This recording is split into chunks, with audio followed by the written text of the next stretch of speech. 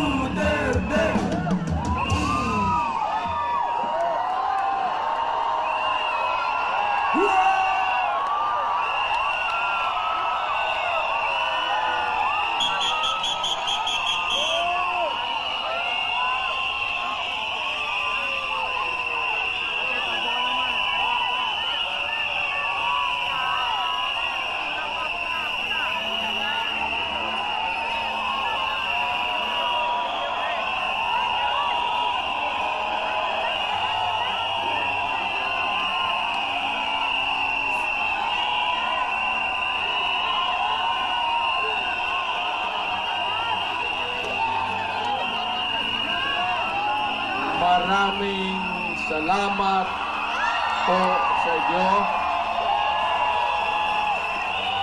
May mga kasama ako dito. Ngayon lang rin dumating.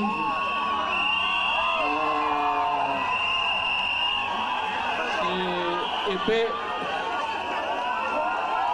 Senator Bongo, Senator Bato,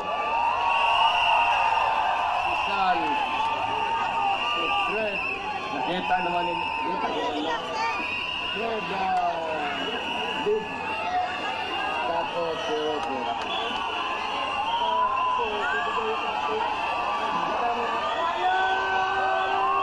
ano ba yung biga? Para naman masayahan kayo at masayan siya. At may ikwento lang niya, may kwento niya sa pamilya niya pag-uwi niya. 10 to 15 minutes, Senator Bato.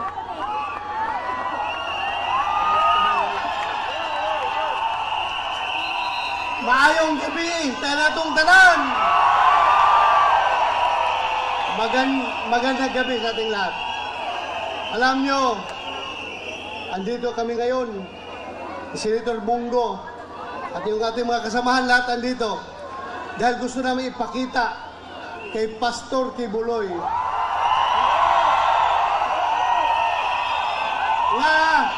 na ang pagiging kaibigan ay hindi lamang kaibigan sa magandang panahon. Kaibigan tayo kahit na masama ang panahon. Andito kami para ipakita yung suporta namin kay Pastor Apollo Kibuloy. Maraming salamat. Magandang gabi sa inyo lahat. Assalamualaikum sa mga Bisaya. Sino mga taga Mindanao dito? Sino mga taga Visayas? Sino mga Ilonggo? Lente, parinti ko mga Ilonggo. Bongo, Ilonggo. Unang-una, nandito po kami ni Senator Bato de la Rosa dahil kami po'y naniniwala.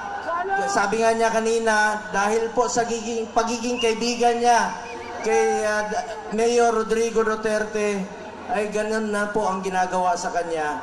Narito kami ni Bato na sumusuporta sa ating mahal na Pangulong Rodrigo Duterte. Mahal niyo si Pangulong Duterte? Pag mahal niyo si Pangulong Duterte, mahal natin ang ating kapwa Pilipino. At gaya ng sinasabi ko noon sa inyo, ang serbisyo po sa tao, serbisyo po yan sa ating Panginoon. Mahal namin kayo ni Pangulong Duterte at sama-sama po tayo rito. Patuloy kaming magmamahal sa aming kapwa Pilipino. Maraming salamat sa inyong pagmamahal. Salamat po.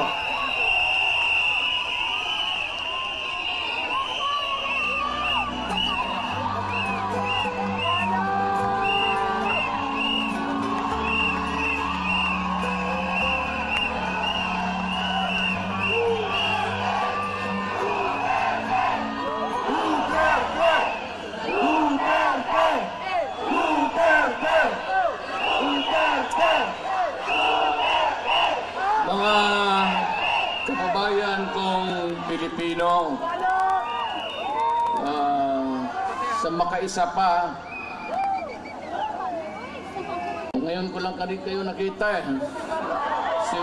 nung umalis ako ng Malacanang, ngayon lang. So,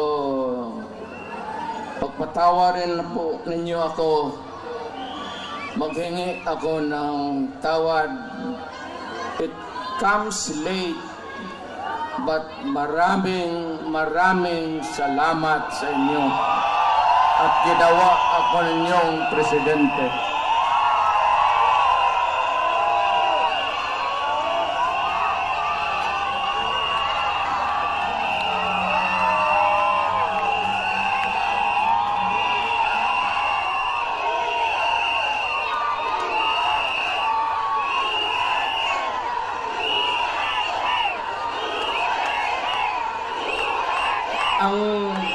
Pinuntahan ko dito, nandoon naman ako sa Davao. Pag gano'n nang ako lumakad, staggered, I use a cane, nagbabantos lang ako. Because of old age. I used to be, pupunta ako dito ng Davao, dito man ako nag-aral, at matatag at matigas ang katawan. Hindi ko naman akalain na paabotin ako ng Panginoong Diyos.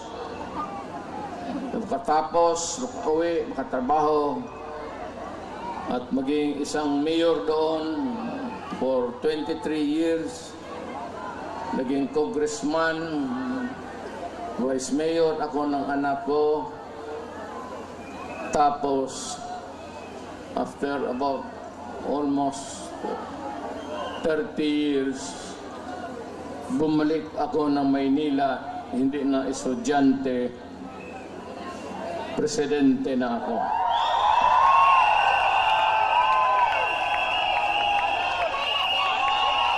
Itong ibigay ko sa inyo, maliit ito na bagay.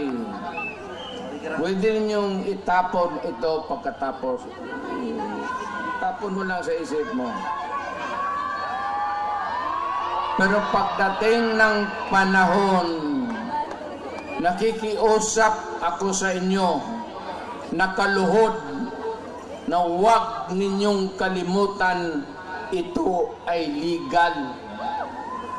It could spell the difference of what we have now, what we can pass to you, our children, at anong maibigay mo sa iyong mga apo at mga apo at mga anak ng mga apo nila. Alam mo, may mga tao talagang ayaw ko sanang lumipas na. Lumipas na.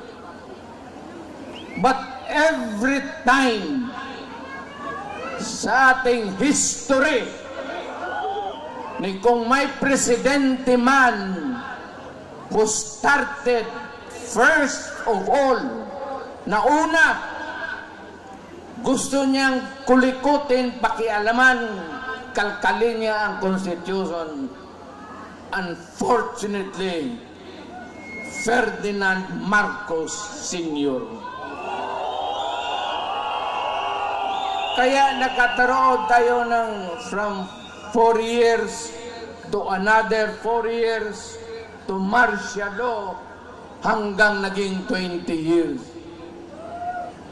He could have done it in 10 years. But because they wanted themselves in power, may mga tao dito kayo, lumikit, binanganak kayo si Marcos, namatay na lang kayo dyan sa nilibing kayo, si Marcos pa rin ang presidente ninyo.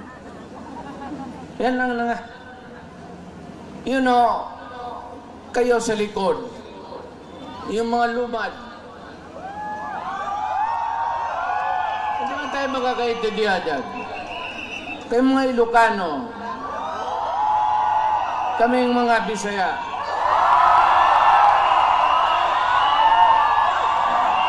mga Waray,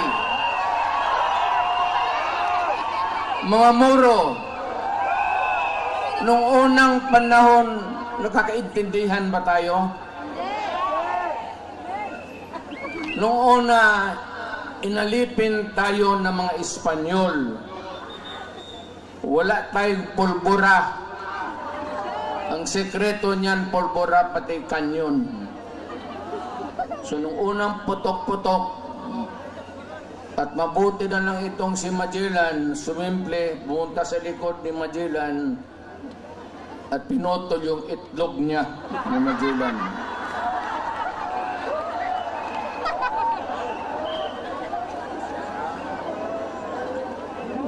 Kaya nung naging presidente ako, totoo yan. Kayo. Lahat ba tayo Pilipino? Tingin-tingin ako dyan sa mga stamps. Jose Rizal, Bonifacio, Apolinario Mabini, si Jacinto, Marcelo H. del Pilar. Okay yan sila. Naririnig na natin noon sa mga luloko na ito mga mahusay ng tao. Pero nung nagpapalaki ako ng palaki, bakit puro Tagalog ito? May Ilocano. Sabi ko, wala ba tayong Bisaya na hero?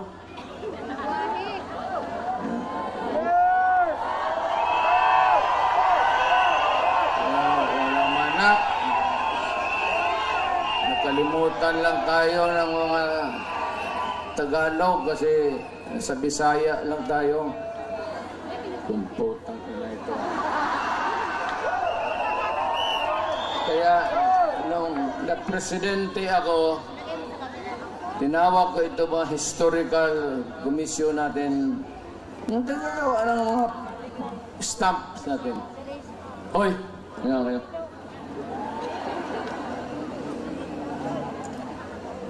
Kami bang mga Bisaya? Sino ang hero namin?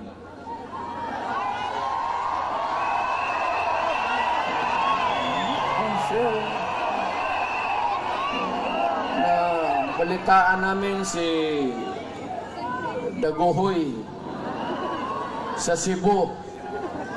Ang problema kay Daguhoy of later years, nung bago na, ito mga pulis na gago, lahat ng mga pulis, ang tawag nila sa mga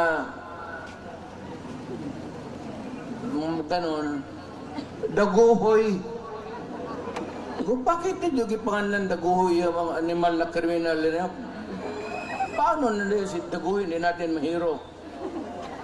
O sino pa sa amin ito? Yung tigas na Cebuano, sino? Sabi man nila, meron man sir. O sino? Pero isda man sir.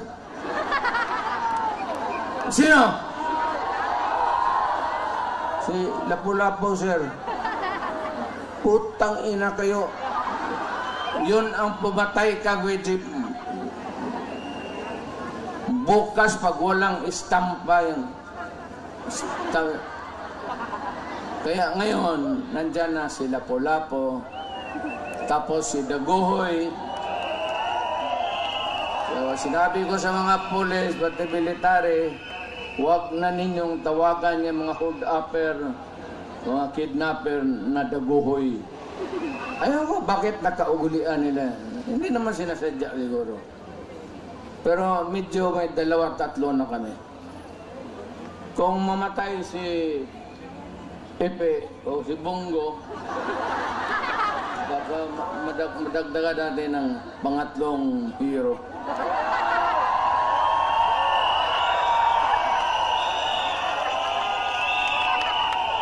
Ito lang, hindi ko na lang kabain ha.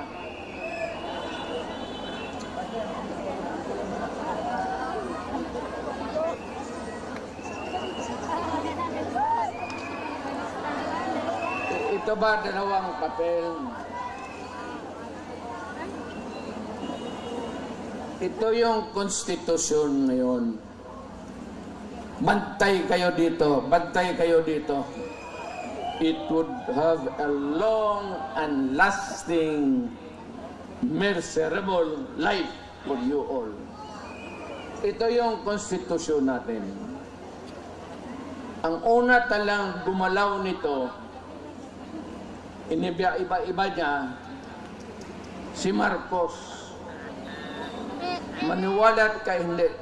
After a few decades, ang pangalawang taong gustong kumalkal ng konstitusyon natin, putang ina, Marcos rin.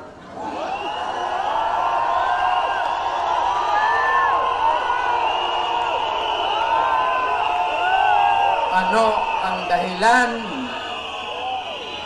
Gusto lang nilang ito.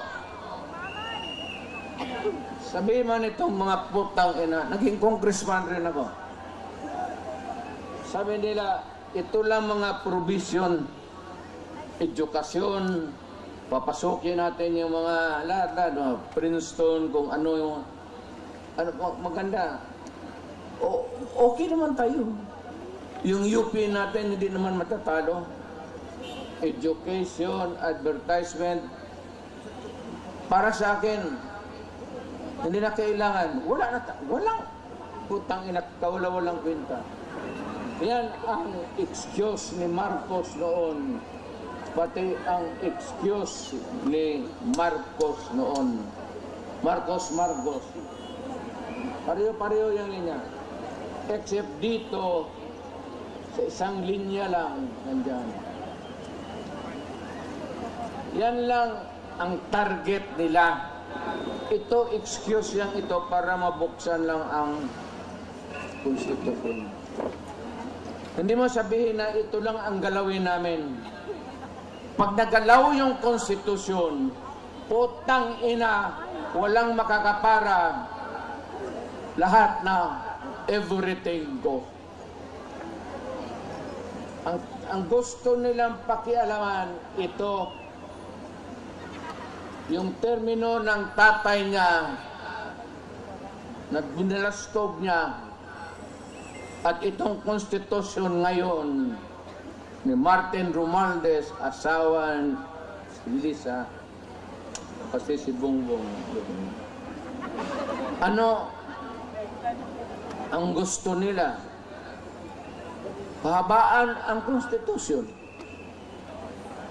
Kasi noon nga, nilampastagan ni Marcos, napaalis siya sa Pilipinas, sinauli yung original. Pero, ginawang original, pero ang ginawa, one term lang ang president. 6 years, walang re-election. Kagaya sa akin. Yung konstitusyon na inabot, under which Marcos was elected, ganon rin. One term, 6 years. Ito, excuses na lang ito. Kagaya nito ni Marcos rin sa tatay na. Ang puntarya talaga nila, ito, dito, ito. Yung term extension.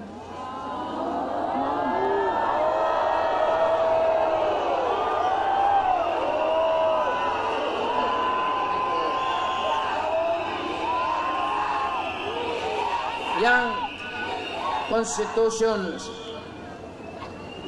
kung saan na siya nahialal, one term, 6 years. Ngayon, gusto nilang tsa-tsa, People's Initiative. Ang balita ko, may pangatlo na yan, Constituent Assembly by Congress. Mukhang inumpasahan na nila kahapon. Mas madali yun at walang objection. So, kung may galawin man ang konstitusyon, isa lang. Pahabain lang talaga ni Marcos kung anong ginawa ng tatay niya, gagawin. Ako, na-elected ako under this constitution. It says that I served 6 years. Then after that, I go out. Umalis ako. Pero itong mga tao talaga, Marcos doon, unang panahon, Marcos dito, basta panahon ng Marcos, putang ina, napakialaman talaga yung konstitusyon. Pinapahaba yung trabaho. Huwag kayong pumayag na ganon. Kababuyan yan. Sabi ko sa iyo, Hindi tayo magkakilala lahat. Kung unang panahong nakita tayo dito sa Maynila, magpatayan tayo. Ilocano ka, Batanggenyo ako, Bisaya ako, Waray, Buro. But in 1935, yung matatanda natin, yung mga minuno natin, nung binatawan tayo ng Espanyol, ang Espanyol nag-istambay sa Pilipinas ng 400 years.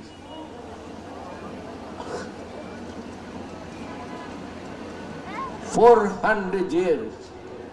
Pumasok ang Amerikano because there was an American-Spanish War. Natalo ang Espanyol, nawala sa kanila ang Mexico, yung mga Marianas Island, pati Philippines, isinurrender nila sa Amerikano. So, ang umupo ulit dito ang Amerikano. So, ilang taon tayo nagdusa, nagpakahirap sa mga banyaga. Ngayon, may isang presidenteng dumaan na matagal na dinispat sa naman sana namin. Pati ito ngayong anak, may tuyo sa ulo talaga ang mga...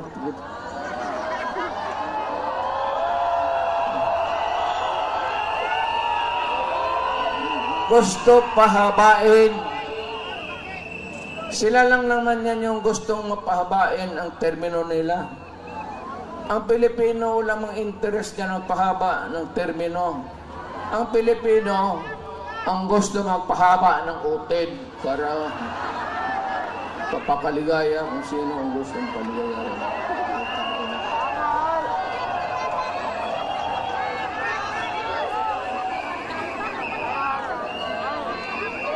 Hindi na ako magtatagal kasi marami pong salita.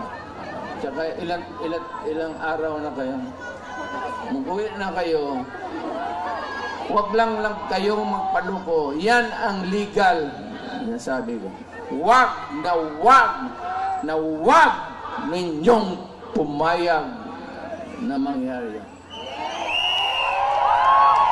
Kasi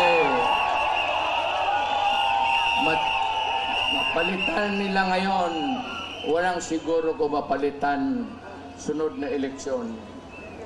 Kasi ang gusto nila, presidential Republican type of government.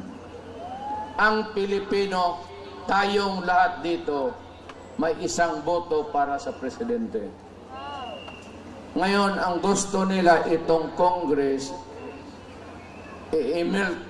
tutunawin nila, gawain ng parliament. Ang boto sa presidente o prime minister, ang tawag na dyan hindi presidente, prime minister na. Ang mga assemblyman o kaya yung mga congressman ngayon, hindi na kayo makaboto. Nada. No more. Kaya huwag kayong pabayag.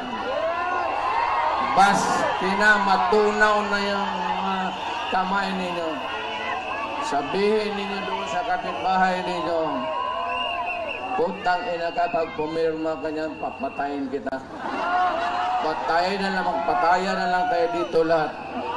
Huwag kayong pumayag sa kabalustugan na yan. Masisira ang Pilipino. You would lose your direct vote.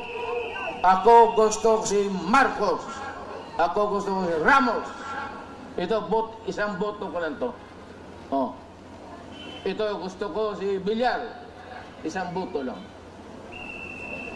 Pag tinunaw nila ang constitution ngayon at yung sabi nilang bagong constitution, itutunaw na nila, ang lalabas niyan, ang presidente maging prime minister na. At ang mga yung mga congressman ngayon, assemblyman na. Wala ng Senate wala ng House of Representatives. Nada na tayo. Kung sakali man, itapon lang ninyo ang oras, kung sa anong oras kayo mag-umpisa dito, pagka ganon, well, meron akong ipagbilin sa inyo. Hindi pa naman talaga, at saka ako naging presidente. Awang-awa ako sa military. Mababait yan sila. Awang-awa ako sa mga polis. Ay, mga polis, maraming gago dyan. Yung iba, pwede ninyong patayin. Pero sila sa trabaho nila, medyo talagang matino yan sila. I would like to caution you that hindi pa tayo umabot ng critical na mapunta sa Malacanang. Iwasan ninyo muna. Pakiusap ko lang sa inyo. Let us make this rally peaceful in the meantime. Total, hindi naman tayo ginagawa. Wala namang magiging sa atin ng polis. Wala. Hindi naman tayo ini-istorbo. Kaya, demonstration ba tayo? Dito lang muna tayo. Let us not go into the seat of the governing power. Kasi doon may mga national treasures tayo. Kagaya nung unang nangyari kay Marcos, pasok ang Malacanang, marami ang nasira. Hindi man kanila yon sa Malacanang. Atin dyan sa Pilipinas. Ano ba yung sa Tagalog? Bahandi. Ano bang bahandi? Yung lahat ng sa Malacanang, pwersa lang ang jockey nila, pati pante. Yang lahat dyan, mga paintings na makita mo, kayamanan ng Pilipino yan. So, huwag mo na doon at magpunta to doon, huwag natin sirain. Ang huwag ninyo kalabanin ang polis pati military.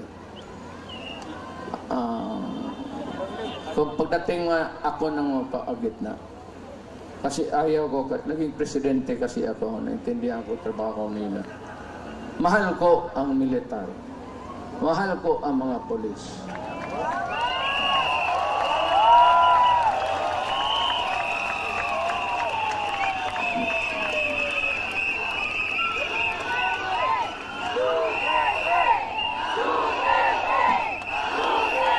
Babae mo na.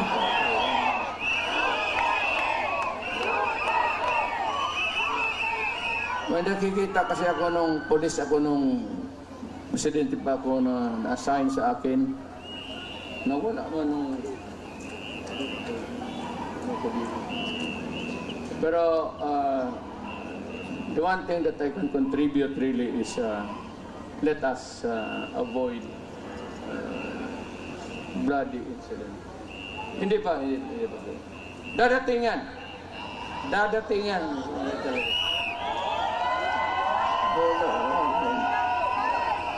Pag dalang itaw si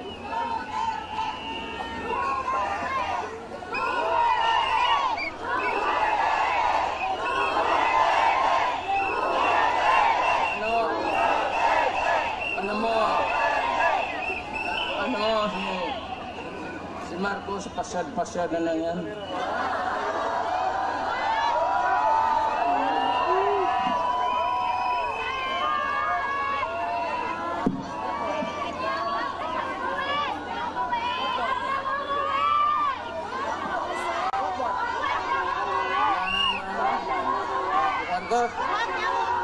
Marcos na doon.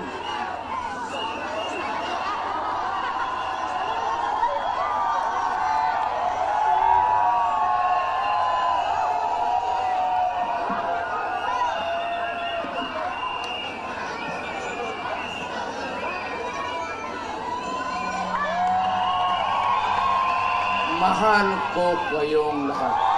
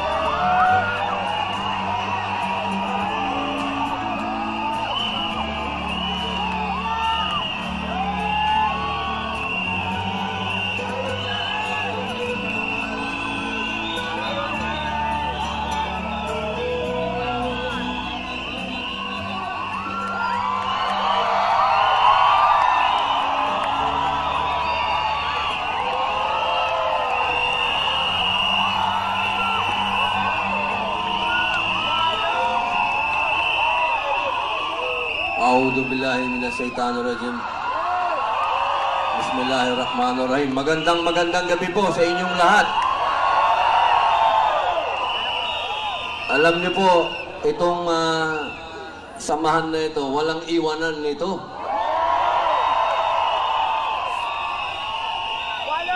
Ako po, katulad po ng sinabi ni Tatay Digong, ang kaibigan yun.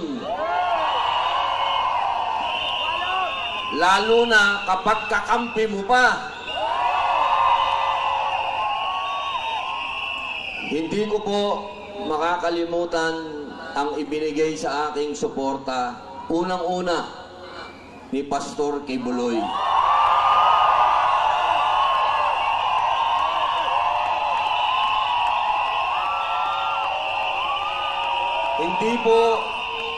Hindi po dahil sa pogi ako, ha. Kami pong dalawa ni Pastor ay naniniwala na dapat tapusin na ang armed struggle dito sa Pilipinas. Katulad po ng sinabi ni Tatay Digong, ang kailangan natin sa bansang ito ay law and order. At iyan po ang ipinaglaban ni Pastor Kibuloy.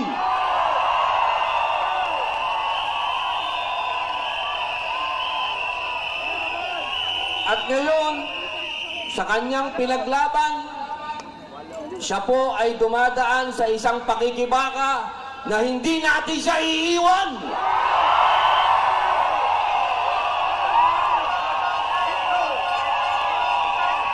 Hindi natin pwedeng iwan ang taong nagsakripisyo sa bayan.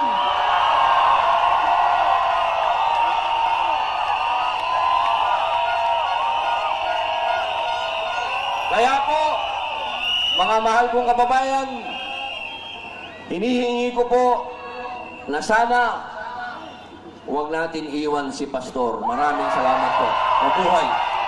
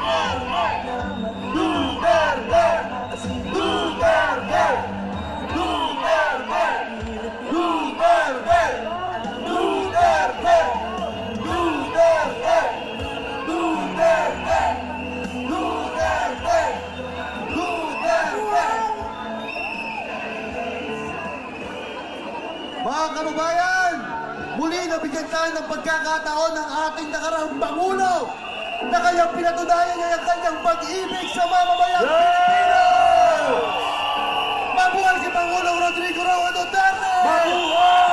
Mabuhay ang mga senador na nanindigan sa katotohanan! Mabuhay ang totoong bayani ng bayan bansang Pilipinas!